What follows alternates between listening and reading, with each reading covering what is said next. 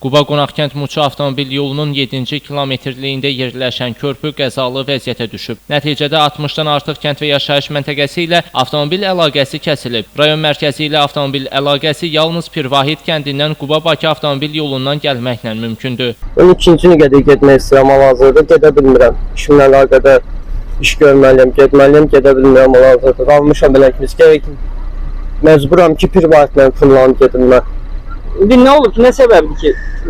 Körpü aşıb, yararsız vəziyyətdədir, çoxdan yararsız vəziyyətdəydi. İndi maraqlanan yox idi vaxtı ikən, indi aşıb, körpü qalmışıq, əlac kesib, yolumuz kesib, işimiz qalıb, hər şey qalıb da, yəni tərsinə dönüb qalıb hər bir şey. Hazırda əraziyə rayon Fövqəladə Hallar Komissiyasının sədri və üzvləri və digər aidiyyatı orqanların əməkdaşları cəlb edilib. Qeyd edək ki, həmin ərazidə 50 mindən artıq əhali yaşayır.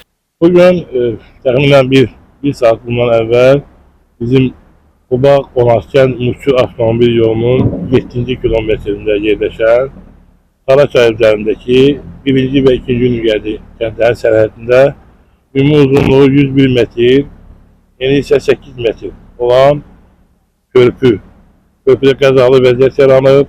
Körpü artıq demək olar nəqliyyatın hərəkət üçün tamamilə dayandırılıb.